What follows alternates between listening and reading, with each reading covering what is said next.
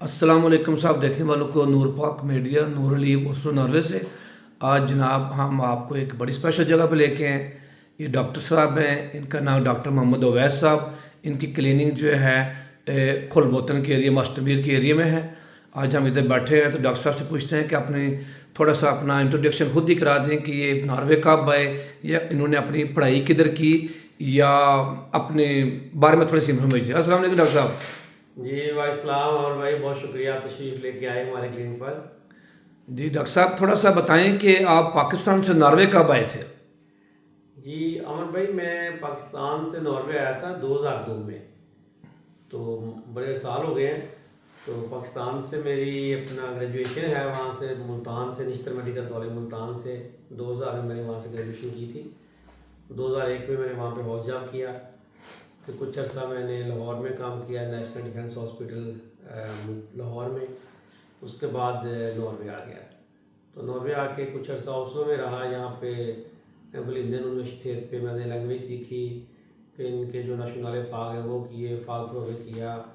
यहाँ पे कुछ अर्सा प्रोसेस की नेवोलॉजी आवदेलिंग गुलेवाल पे की, और शुरूबीस का आवदेलिंग जो है लवीसनबर्ग MSc वहाँ पे की। तो उसके बाद मुझे अल्हम्दुलिल्लाह जो है ट्यूनस मिल गया और सो सेंट्रल सी की हुई फ्रादिसा में। तो फिर जब मैं वहाँ पे ट्यूनस करने के लिए गया तो वहीं दिल लग गया।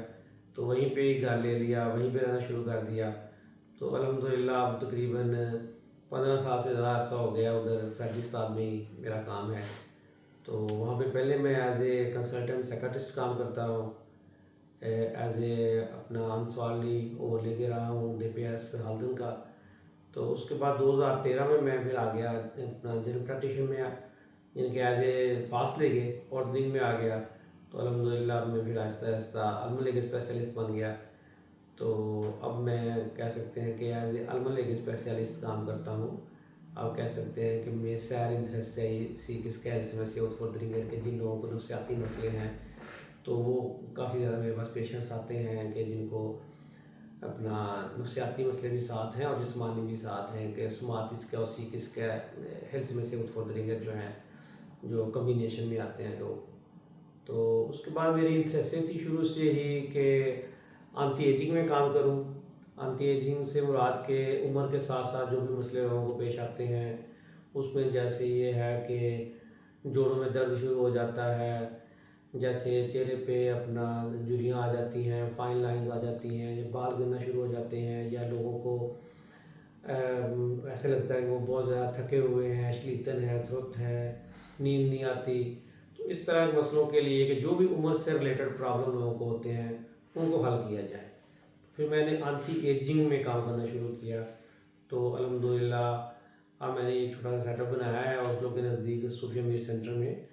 तो यहाँ पे हम एंटी एजिंग के हवाले से काम करते हैं।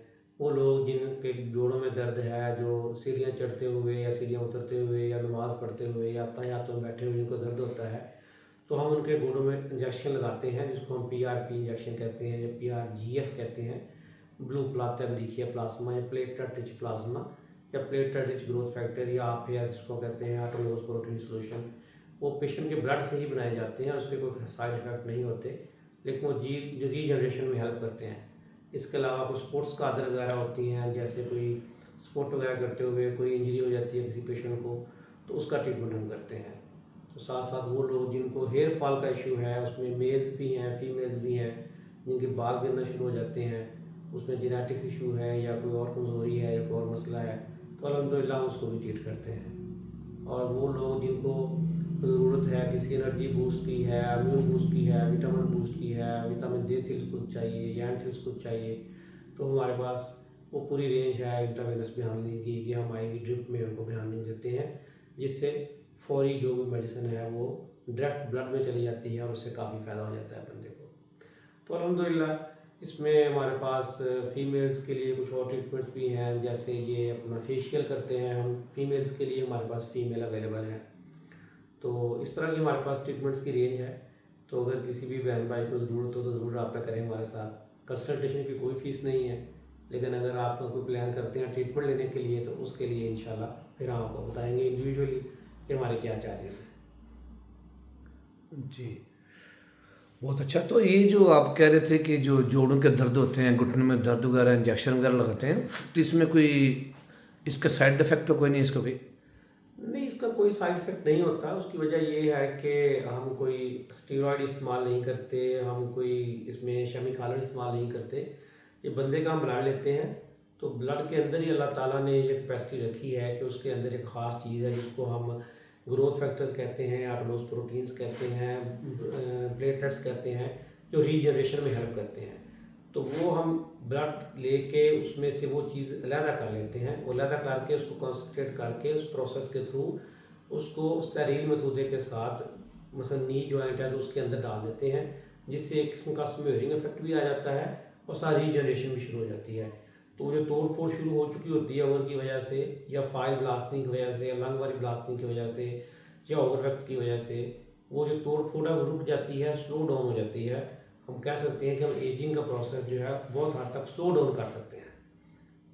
और वो लोग जो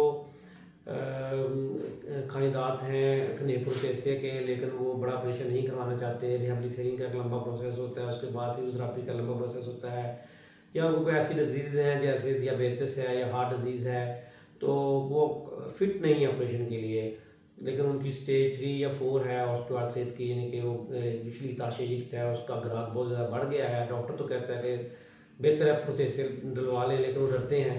तो उन लोगों के लिए भी हमारे पास ऑप्शंस हैं, जिसमें हमारे पास एक इंजेक्शन है जिसको हम हेलोरन केसर विद मैनिटोल, वो एक मिक्स कम्बिनेशन है, किस्म की श्ले है, वो डालते हैं गोले के अंदर, जिससे ये होता है कि स्मेयरिंग इफेक्ट आ जाता है, और साथ ये है कि ऑटोमेटिकली जो इन्फ्लेमेशन होती है, सोजिश होती है, वो कम हो जाती है। तो बंदे की जो क्वालिटी ऑफ लाइफ है वो काफ़ी बेहतर हो जाती है 4-5 महीनों के लिए। इसका मतलब आपके पास काफ़ी पेशेंट आते हैं कि जिन्होंने कभी हुआ हो कि ऐसा कभी कि उनको बहुत ज़्यादा कभी ऐसा हुआ है कि कभी आते हैं लोग हम कि भाई उनको दोबारा आपको कितनी बार देना पड़ता है ट्रीटमेंट देते हैं एक बंदे को? ये तो डिपेंड करता है कि हमारे पास कौन सा पेशेंट किस स्टेज पे आया है। जी। अगर तो पेशेंट हमारे पास अर्ली स्टेज में आ जाता है, जैसे अगर हम शलीताशे जो खनैर का है, अगर इसके हम फीरे ग्रादर करते हैं, तो अगर हमारे पास कोई ग्राद एन में आ गया या ग्राद 2 में आ गया तो उसमें बहुत अच्छे रिजल्ट्स हैं। तो हो सकता है उसको 1 या 2 दफ़ा इंजेक्शन लगवाना पड़े, उसके बाद 2-4 साल उसके आराम से गुजर जाए। अगर हमारे पास कोई लेट स्टेज 3 पे आया है या अर्ली स्टेज 4 पे आया है, तो ज़ाहिर है कि उसको तो हमारे पास हर 4-5 महीने बाद आना पड़ेगा, क्योंकि उसमें जो है उसकी रीजनरेशन की कैपेसिटी बहुत स्लो डाउन हो चुकी होती है, क्योंकि उसके अंदर तोड़ फोड़ बहुत ज़्यादा हो चुकी होती है।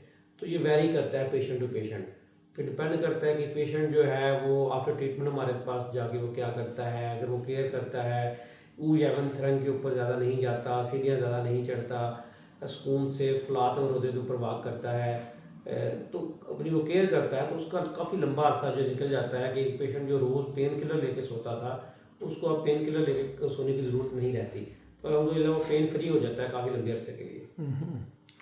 तो तकरीबन इसका इंजेक्शन जो होता है 6 महीने तक चलता असर रहता है इसका? हाँ, कह सकते हैं। अगर हमारे पास स्टेज 1 या स्टेज 2 का पेशेंट आता है तो आराम से 6 महीने उसके बगैर अपना पेन के गुजर जाएंगे इंशाल्लाह। लेकिन आप उसका कोई जैसे कोई डायरेक्ट आपके पास आता है या हॉस्पिटल के थ्रू भी लोग आते हैं कोई? ये थुथाल की बात है, ये ऐसे बिल्कुल ही है जैसे गुलवात क्लिनिक है, फोर्स क्लिनिक है, थुथाल की बात है। ये पेशेंट ने फ्री विली आके अपनी मर्जी से हमसे कंसल्ट करना है, अपनी मर्जी से उसने इंजेक्शन लगवाना है। ये फ्री खुद देख के नहीं करता इसको, ना इसको देख के नहीं करता।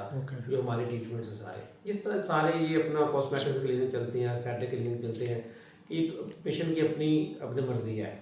तो हॉस्पिटल में ज़ाहिर है कोई काफ़ी चीज़ें अवेलेबल हैं, उसमें ज़्यादातर वो स्टीरॉयड का इंजेक्शन लगाते हैं, उससे फ़ायदा हो जाता है वक्ती तौर पे, लेकिन उसके साइड इफ़ेक्ट्स होते हैं। तो उसमें ये कि ड्यूरेशन कम होता जाता है, तो आपको इंजेक्शन जैसे पहले 4 महीने असर किया था, फिर 3 महीने करेगा, फिर 2 महीने करेगा, और फिर साथ साथ वो जो आपकी हड्डियाँ हैं, जो बोन्स हैं, वो वीक होती जाती हैं। तो इसलिए वो इतने ज़्यादा अनफालत नहीं है, हम बहुत ज़्यादा फ़ैन नहीं है कि स्टीरॉयड के इंजेक्शन लगाए जाएँ। उसके कंपैरिजन के तौर पे ये जो हमारे पास है PRP, PR, GF, APS, ये जो है आपके अपने ब्लड से बनाए जाते हैं, तो इनके साइड इफ़ेक्ट्स नहीं हैं, तो इससे आपको फ़ायदा ज़रूर होगा, तो नुकसान होने का चांस बहुत कम है या ना होने के बराबर है। एक बात और पूछनी है आपसे, यानी फॉर एग्जांपल कोई पेंशनिस्ट है जी जी। जो इतना ज़्यादा अफोर्ड नहीं कर सकते, वो बेचारे फिर उनके लिए भी कोई उनकी सपोर्ट वगैरह करते हैं, मदद करते हैं? तो उसके डिपेंड करता है, वैरी करता है पेशेंट टू पेशेंट। अगर हमारे पास पेशेंट आता है, उसको वाकई ज़रूरत है, लेकिन वो अपना अफोर्ड नहीं करता, तो हम बड़े फ्लेक्सिबल हैं। हमारा तो हम कोई रिजिड नहीं है कि हमने इतने ही पैसे लेने हैं, तो हम उसके अकॉर्डिंगली एडजस्ट कर लेते हैं। अल्हम्दुलिल्लाह कभी हुआ नहीं किसी पेशेंट को ज़रूरत हो और हमारे पास आया हो और उससे भी इस वजह से उसको ट्रीटमेंट ना दिया गया कि वो अफोर्ड नहीं करता। हाँ, नहीं मेरा मकसद यही पूछने का था ना, बस ना कई बंदे बेचारे पेंशनिस्ट हैं, माई बाबा अकेले रहते हैं, उनको तकलीफ़ है, ठीक है जी, अगर हॉस्पिटल में जाते हैं 6-6 महीने साल टाइम लगता है, वो पता चलता है कि प्राइवेट आप काम कर रहे हैं, ठीक है, आपके पास आते हैं, जैसे मैंने पहले भी बोला है कि ज़रूरी नहीं कि हर बंदा अफोर्ड कर सकता है प्राइवेट क्लिनिक। जैसे प्राइवेट फिजियोथेरेपी है, वो हमेशा गवर्नमेंट के साथ जो अटैच हैं उनकी एक अलग प्रेस होती है, जो प्राइवेट होते हैं उनके अलग होते हैं। इसलिए कि मैं इसलिए पूछा कि जो लोग देखते हैं हमें, हमारे प्रोग्राम देखते हैं, जो हम इंफॉर्मेशन देते हैं, कि लोगों को पता होना चाहिए कि भाई ये रीज़नेबल है, इधर हर तरह का पेशेंट आ सकता है, हम उसके साथ ताउन करते हैं। अल्हम्दुलिल्लाह कभी ऐसा हुआ नहीं कि पेशेंट हमारे पास यहाँ से सिर्फ इस वजह से वापस चला गया कि उसके पास पैसे नहीं थे, क्योंकि हम बड़े फ्लेक्सिबल हैं, हम उसके अकॉर्डिंगली मैनेज कर लेते हैं, ये कोई इतना बड़ा इशू नहीं है। वेरी ब्रा। तो ये आप जो सर के जो बालों का वर्क करते हैं कुछ, जी जी, ये कोई इंजेक्शन वगैरह लगाते हैं, क्या करते हैं, क्या इसका? बेसिकली बाल जो है गिरने का बहुत कॉमन प्रॉब्लम है, ख़ास तौर पे इन मुल्कों में, नॉर्वे में, यहाँ का इन्वायरमेंट ऐसा है, कोई पानी ऐसा है, कुछ जेनेटिक्स लोगों की ऐसी है, तो यहाँ पे बालों का बहुत इशू है। यानी कि ये सिर्फ लड़कों में नहीं, लड़कियों में भी है, हमारे पास हर तरह के पेशेंट्स आते हैं। तो मैंने अक्सर लोगों को बताता हूँ कि बाल गिरने की जो भी वजह है, लेकिन एक चीज़ सब में फैलस है, कॉमन है कि जो ब्लू फिल्ट्रेशन है, जो खून की सप्लाई है आपके हृदय भी उनको बालों की तरफ, वो रिड्यूस हो जाती है, वो कम हो जाती है। तो हमने हर वो तरीका अपनाना है कि जिसके ज़रिए हम जो है खून की सप्लाई जो है ब्लू फिल्ट्रेशन है मुंह हृदय भी उसको इंक्रीज़ कर सकें, उसको बढ़ा सकें। जब ब्लड उधर ज़्यादा जाएगा तो लहरिंग भी ज़्यादा जाएगी, तो बाल उससे गिरना बंद हो जाएंगे, जो बाल मजबूत हो जाएंगे और नए बाल आना शुरू हो जाएंगे। तो इसमें हमारे पास हर तरह की चीज़ें अवेलेबल हैं, जैसे उसमें हमारे पास कुछ मेडिसिन हैं जो हम इस्तेमाल करते हैं, जैसे फिनास्ट्राइड है, और अपना हमारे पास ये है मिनॉक्सिडिल है, उसके बाद हमारे पास डर्मारोल है, हमारे पास PRP है, PRGF है। तो उसमें यही है कि हम आपके ब्लड से निकालते हैं स्पेशल चीज़ें जो हेल्प करती हैं रीजनरेशन में, तो वो हम वापस आपके सर पे इतलुखाल मुदवस है, आपके सर पे तकरीबन 3 से 500 जगह पे लगाते हैं। इतनी ज़्यादा कोई तकलीफ़ नहीं होती, अल्हम्दुलिल्लाह हमारे पास बहुत अच्छी अपना इंस्ट्रूमेंट्स हैं जिसके थ्रू हम लगाते हैं, और बंदा जो है उसको बहुत ही कम पेन होता है, ठीक है। तो वो जो पेशेंट कभी किसी और क्लिनिक पे गए और हमारे पास आए, वो आके बताते हैं दे आर स्पूफ फशासन दागुनात कि यहाँ पे अल्हम्दुलिल्लाह उन्होंने बहुत ज़्यादा कंफर्टेबल फील किया, क्योंकि हमारा जो इंजेक्शन लगाने का तरीकाकार है अल्हम्दुलिल्लाह बहुत बेहतर है, उससे पेन नहीं होता है, बहुत कम पेन होता है। और दूसरी चीज़ ये कि लोग जो है ज़्यादा जो है 3 मिलीलीटर ब्लड से PRP बनाते हैं, और मैं जो है 40 मिलीलीटर्स बनाता हूँ। जितना ज़्यादा ब्लड होगा उतने ज़्यादा हिमोग्लोबिन फ्लातर होंगे, उतने ज़्यादा अपना ग्रोथ फैक्टर होंगे, उतने ज़्यादा लोग प्रोटीन होंगे, उतना ही ज़्यादा इफेक्ट होगा। और हमारे पास वीडियो जो भी पूरे साल के ऊपर ज़्यादा से ज़्यादा लगा सकें, और जितनी ज़्यादा जगह के ऊपर लगेगा उतना ही ज़्यादा अच्छा इफेक्ट आएगा। बेशक। तो इसलिए अल्हम्दुलिल्लाह मेरे पास बहुत सारी अपना सक्सेसफुल स्टोरीज़ हैं, बहुत सारे लोग जिनको बहुत अच्छा रिस्पॉन्स मिला है।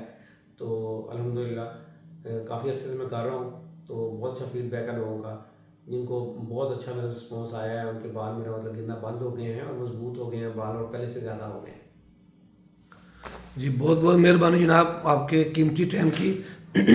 तो जैसे कि डॉक्टर साहब ने सारी इन्फॉर्मेशन दे दी है, जिन दोस्तों का बहन भाई जो हमारा ये प्रोग्राम देखेंगे, आप इस वीडियो के बाद हम पूरी डॉक्टर साहब की इन्फॉर्मेशन डाल देंगे, तो आप जब मर्जी इनका फ़ोन कर सकते हैं। क्लिनिक के इनका सिर्फ लोडा को खुला होता है इधर। सूफिया मीर में लोडा को आता हूँ, वैसे मेरा उधर सासबर्ग और फरादी साहब में क्लिनिक है, तो अगर किसी ने रब्ता करना हो तो उसके अकॉर्डिंगली हम एडजस्ट कर लेते हैं। बहुत मेहरबानी डॉक्टर साहब, बहुत शुक्रिया। जज़ाकल्लाह।